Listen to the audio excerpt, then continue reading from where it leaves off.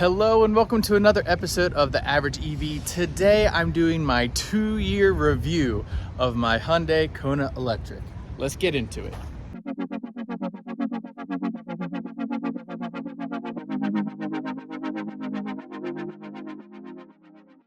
Okay everybody, so I have had the Hyundai Kona Electric for 2 years and a couple days, and I've absolutely loved my experience. A couple people asked me to do this video, so I said, sure, why not? So I'm gonna go over some things I like about it, some things I don't like about it, and my overall impressions, and then some recommendations to you all out there who might be considering either a used Hyundai Kona or maybe the upcoming model year of the Hyundai Kona. So I'm not going to do a too in-depth about all the specs. I've done that before, but here it is, the Hyundai Kona. This is the SEL trim, which is, I actually liked it a lot because it's the gray with the white top. The higher end models actually have a body color top, and they also have a sunroof, moonroof. This does not have that, but I actually don't particularly care about that, so it never bothered me too much. We got some 17-inch wheels. Right now I'm running some Bridgestone, I forget, Weather Peak. I've actually enjoyed these tires, but I'll talk a little bit more about tires later as something left to be desired when it comes to the Hyundai Kona. Again, I think plenty of room for me inside. I can't really complain about it at all. The back here, if you do have passengers, it is a little tight. I sat in a little bit earlier. I'm 6'1", and I was able to sit. I was not completely uncomfortable, but it obviously wasn't the best. You can see there's a car seat in there, and we haven't really had much issues with their sun. And then here, plenty of cargo space for me. Again, it has this little tray here with first aid kit, wheel locks, and then some more storage down here. I actually never use it. Right in this space is where the charger came with the car. I probably should keep that in the car, but I never do. I guess I like to live dangerously. So there is that, and mine came with the cargo net, which I do enjoy. You've got this little cover here that comes off, just in case you want to maybe put a dog back there or something taller. I don't know. I don't ever do that, but I don't know. Maybe that's why you would take it off. Yeah, so here it is. Love the car so far. Now what I'm going to do is I'm going to go over a couple things I like about it and a couple things I don't like about the Hyundai Kona. So first thing is I really don't like that it is front wheel drive. And the reason is because I go through tires. Obviously this is only actually my second set of tires, but I've had it for 2 years. I need to replace the front tires. Yeah, I probably should have rotated them a little bit more. I'll take the blame on that, but I'm just not a big fan of front wheel drive. Our ID4 is rear wheel drive, and I absolutely love it. I also like the way it feels as far as pushing you along, where this feels like it's pulling you along, which is okay. The tires are a square setup as well, if you're wondering, so no, which makes sense since it's front wheel drive, but just in case you were wondering. I wanted to add one more thing about my issue with it being front wheel drive. The main problem for me is when I am at a complete standstill and I go to accelerate, if I accelerate too hard, the tires will spin and squeal. Obviously I could just not press the accelerator as much, and most of the time I don't, and sometimes I feel like I don't, so I don't know if it's in my head or maybe I just have a heavier foot than from a standstill than I think I do, but that is my issue with the front wheel drive, because I do, again, I spin the tires a lot, which tends to wear the tires, then you have to get new tires, and that's kind of my issue there. Another thing I don't like about the car, and maybe it's just mine, is this handle right here. And I don't know if any other Hyundai Kona owners can speak to it, but it just, of course now it's not going to, but of course it's not. But this falls out all the time. You can see the scuff marks from it falling on the ground because it wasn't in there solidly, but maybe now I've gone and I've set it right. So, but whatever, I'm still gonna leave that in because it has bothered me so much over time. Something I really love about the Hyundai Kona are, let me see if I can get them right there, the paddles. Okay, and the paddles are super nice. You just push them like this, and there's one on the other side, right there. And there it is. You just pull it towards you. It's right behind. Right, like that's how I usually do it. And what that does is it adjusts the regen. So let me actually put it in dry for a second. I promise I'm not gonna drive forward. But you can see where the level is now 0. I can bump it up 1, 2, 3. I typically drive in 2 most of the time. And then if I'm on the highway for some reason and I'm not using cruise control, I'll use in level 1. I almost rarely use level 3. But one thing I do like additionally about the paddles is if you want to use full regen, you just hold the, I don't know if I can show it very well, but you hold the paddle down and there it says level 3, and it'll actually bring you to a stop if you hold it.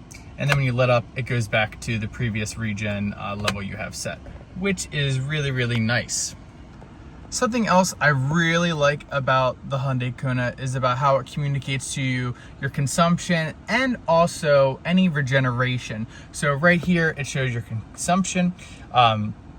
As you regen, first off, this will fly all the way up to 8. So you're, obviously have a lot of efficiency if you're adding stuff back into the battery.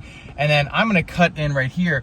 You can see how it actually shows you how many miles you gain back. And I know that, may not be exact, but it's kind of nice to see, oh, I am incrementally adding range back into the car. And for the new EV driver, I think that is a really, really useful tool when, having your first EV.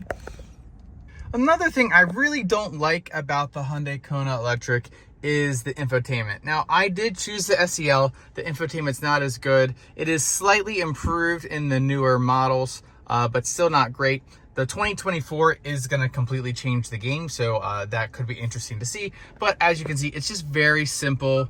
Here you have all your basic functions. I basically leave it, where is it? In CarPlay. On my phone's not connected because I'm recording on it. I usually leave it in CarPlay most of the time. The screen is small, but it's bearable. The upper trims have a much bigger screen, which is nice. I think the 2024 is going to have standard like 10.25 inch or maybe a little bit bigger, so that'll be nice. Aside from that, I programmed on this my favorite to be the charging information, and this is where I go to the most, honestly. So it's either CarPlay or that. Occasionally use the radio or something like that, but it's not too fancy. But honestly, since I use CarPlay, I've never truly minded how lackluster the infotainment in the Hyundai Kona is. Another thing that really bothers me about my Hyundai Kona Electric, because again, I have the SEL trim, is that it doesn't come with adaptive cruise control standard. And in fact, I double checked. I think even now, only the top trim of the Hyundai Kona comes with the adaptive cruise control, which I think is a must-have, because it just makes driving so much easier with the ID4 and travel assist. It's so nice and relaxing to drive. This, I have to remember that I don't have adaptive cruise control. So it's definitely annoying. In the future, I think adaptive cruise control is a non-negotiable for me, but it is what it is, and hopefully my next car will have adaptive cruise control. Now, after talking about adaptive cruise control, I really love the lane centering. I think the lane centering is actually pretty good for this vehicle, especially being 2021, pretty much the base model car. As you can see right here, there's a little car there, and then down here, I'll show you as well. Oh, let me focus. There it is. There's a button there, and that's how you activate it. And again, I'll show you just so you can see. This is me. There we go. This is me activating it on act. So basically all you do, you're driving, you set cruise on, and it will read the lines and keep you between the lines, which is really nice. Center the lane. It works pretty well. It takes curves pretty well. Obviously, you can't really take your hand off the wheel. I've never counted, but maybe it's like maybe 5 to 7 seconds, and then the car's like, hey, you need to put your hand back on the wheel. So you can't, it's definitely not hands-free, but it definitely makes driving a little bit more relaxing and a little bit less strain on your brain when you are, you know, driving or doing your daily commute. While from a standstill, I really don't like it being front wheel drive. I do love the torque and horsepower of this car, which is why it spins out when you're driving from a standstill. But it has 201 horsepower, which is good, and then it has 291, I believe, pound-feet of torque, which is way more than this car needs, and why the wheels tend to spin out. But when that does kind of play out to being a really large benefit to this car is when you're on the highway and maybe someone's being whatever and you want to get around them, or someone in front of you is being unsafe and you want to get around them quickly so you can move yourself to a safer location, or even when you're on a ramp getting onto a highway, as long as you're rolling and you're moving, it is snappy, and it just kind of does whatever you need it to do. So kind of a hidden perk of having at least a Kona electric is when you charge on the EVgo network, you can set up and have a plug-in charge experience, which is really nice. So here I just plugged in, screen's flashing a little bit, connecting to your vehicle. All right, contactors have clicked, everything is going, and we are charging up here. And all I had to do is plug in. So again, that plug-in charge is really nice. So the next thing I want to talk about is kind of like a like and a hate. So it doesn't charge that fast, but for a city driver or for someone like me who rarely fast charges my car, it really doesn't matter. But when I need to, it's good enough. If I had to take it on a road trip, I could. It would be way more inconvenient than taking our Volkswagen ID4, but you could absolutely do it. Here we are getting 73 kilowatts, so the max is 77. As this kind of ramps up a little bit, it will go up and up and up. The charging profile is okay as well. It will stay at 77 for a while, and then it'll drop down to 56, and then drop down to 36, and then 20, and then I honestly kind of forget a little bit after that, but it'll ride 36 to 20 all the way up to 80%, which is where I charge to normally. So a decent charge curve. I wish that the charge curve was more flat and didn't have these giant steps, but again, for basically a city and or commuter car, it's fine and it's definitely livable, but for road trips it's not recommended, but you could do it. Another thing I don't like, but it's not like the end of the world, is the fact that it doesn't have battery preconditioning. There are actually some models of the Hyundai Kona, I believe the newer ones, and maybe it's like the higher trims, but there is a battery warming feature, which is good for the winter. I've never used it or tested it, so I can't really speak to that. If anybody wants to include that down below, that would be incredible.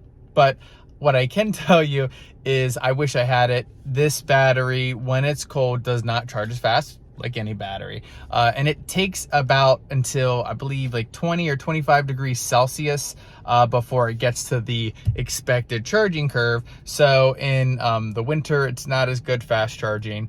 But again, for a city car, a commuter car, if you're only charging home, then you don't have to worry about it. If you have to charge every week, like once a week or something like that, it'll eventually warm up and it'll charge and it won't be the end of the world. So again, not the worst thing, but not the best thing when it comes to the Hyundai Kona Electric. So the last thing that I really, really love about the Hyundai Kona Electric is the range. It is EPA estimated 258 miles of range. The 2024 that's coming out is 259. Woo! But anyways, the range is honestly phenomenal for my use case. So I do a lot of commuting. I don't drive over 60 miles an hour because of where I drive to work. I've got hills for regen and stuff like that, and it works amazingly. And I usually, when it's warmer, spring, summer, can get like estimated, obviously I've never gone down to zero, but an estimated range of 310 to 315 miles, which is incredible. During the winter, it does drop down to maybe 220, 230, 240. Just depends how cold and how hard I'm running the heat. But that's still great because, again, for me, in my use case, I drive to work, I drive home, I plug in and charge. So range hasn't bothered me. But as far as like knowing that if I needed to, I don't have to plug in for a couple of days most of the time, because I'm gonna have plenty of range, which is really nice. Okay, so I'm gonna kind of give my final thoughts about the Hyundai Kona, then give a little bit of a recommendation to you all, and then wrap up with what's next. Am I sticking with the Kona? Am I going to something else? When is that gonna happen? So let's dig into it. So just a kind of couple final thoughts here about the Hyundai Kona. I think it's a great car, especially for commuters or city dwellers. That is the perfect use case because the efficiency is just absolutely amazing when you're driving at lower speeds. And I would say 60 miles an hour or slower. When you start to get 65, 70, 75, so highway and road tripping, those kind of scenarios, the efficiency isn't that good. You're gonna get closer to the EPA rated, maybe a bump under the EPA rated when you're traveling at those highway speeds. So does that mean you shouldn't get it if you wanna take it on the highways and do road trips? No, absolutely not. Especially if you're just gonna charge at home, like it doesn't even matter. If you're gonna go home and charge every night, it's fine. Now, does that mean you can't take it on the highway? Absolutely not. You can go ahead and take it on the highway. I've driven it on the highway. I've taken it on road trips. Again, it's not the most amazing road tripper, but it will get you there and it won't be that inconvenient like some other EVs on the market. But definitely, if you're looking at the Kona, this is for city and relatively local commuting. I think 40 miles round trip is a great, I guess, distance as far as commuting goes. You could certainly go well over that, but then just need to make sure you can recoup whatever range you lost overnight when you charge. So that's kind of my thoughts there surrounding the Kona. As far as the inside, it's comfortable enough. I would not call it premium at all, but it's good enough. There's some hard surfaces that I'm not a big fan of, but not enough for me to make it like a dislike. But like I always rest my arm on the door of the driver's side, and it's a little uncomfortable. Sometimes I'll have to put a shirt or something underneath there. The space isn't luxurious, especially if you're in the back seat and you have a tall driver. I think it's livable for sure. Like we have the car seat and it fits fine, and my son has a very little issue when we're driving around. So I think the Hyundai Kona is a great car. If you're considering it, I have a couple of recommendations. So right now the 2023 model year is out and it starts at $33,500, around there, and that is a pretty good deal for what you're getting, except the charge speed's just not that great. Hyundai has some competition coming into the market with the EX30, and so I'm interested to see where they price the 2024 model. So if you're interested in a Hyundai Kona and you don't need a car yet, I would pump the brakes and see what's up with the 2024 model, what the pricing is, and how that's going to compare to other vehicles on the market. If you need a car right now, this would be my recommendation to you, especially since the only way you can get the tax credit now with Hyundai is by doing the lease loophole and leasing the vehicle. If you don't want to lease it, you want to buy it, I would recommend looking at a used Kona, and not just any used. I would look for the Ultimate trim.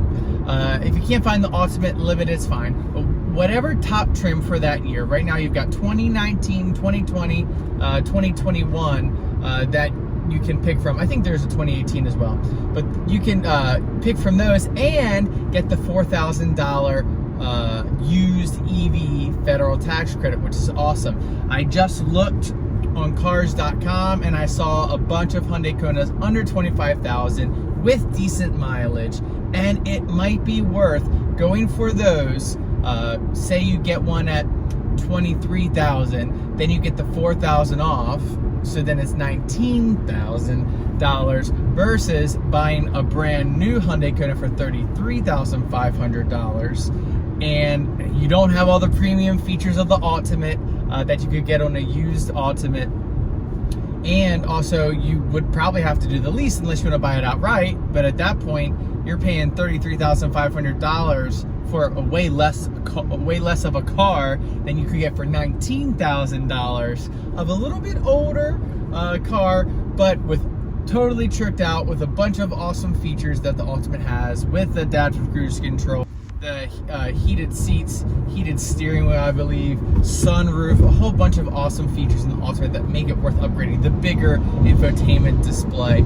So that's my recommendation to you all. Like I said, I've gone on record a bunch about this. I love the Hyundai Kona, absolutely love it. But right now the price, I don't know if it makes sense to jump immediately. Because the EX30 is coming out. I've done some videos about that, and that is really enticing. The charging is going to be almost twice, well, more than twice as fast as the current Hyundai Kona. The EX30 is a little bit smaller, but I don't know. The EX30 is going to be a little bit more premium as standard, so it's worth waiting and looking, because that'll be a $35,000 car with faster charging and more premium interior versus an inferior car. Hopefully Hyundai prices it a little bit lower, but time will tell. Now, what is next? What's next for me? We have the ID4, that's here to stay.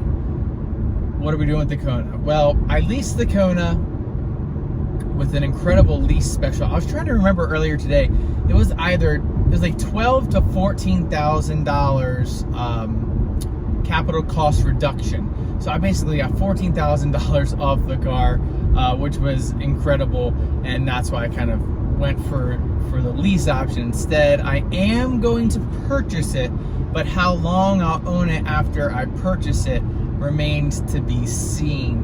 I have floated the idea of just upgrading to the 2024 Hyundai Kona Electric, which looks super cool, but the charging's just not quite where I want it to be. I wish it was 120 kilowatt charging, max charging speed, but it's going to be around 80 to 85 kilowatts, so a little bump up, but not quite enough for me to want to just upgrade to another Kona Electric. And then I'm also really interested in the Volkswagen ID7, which would be completely different. A lot of range, faster charging speeds. Many of you might know that I already have a reservation in for the Volvo EX30. That's going to be quite an incredible car, and it's going to be a lot of car for not a lot of money as far as EVs are concerned. Now, I won't qualify for the tax credits, but I am most likely going to lease that if I am going to run with that option. And then lastly, the Silverado EV, not Silverado EV, the Chevy Equinox EV is really interesting and really enticing. I want to kind of see what the specs end up being like. I want to see what the charging ends up being like. But if it can deliver on the 300 miles of range and the charging speeds are decent, I might consider that as well. So a lot of things going on, a lot of ideas floating around in my head. Honestly, I'm not leaning one way or the other, although I do have the reservation down on the X30. As soon as reservations are available for the Equinox, I'll probably put a reservation down as well, because I think that's only like $100. So we shall see. I'd love to hear your thoughts of what EV you think I should get next to replace the Hyundai Kona. Just leave those down in the comments. Obviously, I don't have a ton of money to spend, so the Hyundai, I would say $25,000 to like $45,000 range is what I'm looking at for my next vehicle. So yeah, go ahead, leave those thoughts down below. Again, just in summary, the Kona Electric is an absolutely incredible EV. I've loved my experience with it. It's not premium. It's a perfect commuter car. I've enjoyed my time with it. I'm gonna enjoy driving it until I get my next car, whatever that may be. If you have any more specific questions about the Hyundai Kona, go ahead and leave those down below. I will respond to them to the best of my ability. Obviously, I know a lot about the Hyundai Kona, and I can help you out wherever I can. So again, thank you all for watching. As always, please remember to give a like and a subscribe. Hit that notification bell, and I will catch you all next time.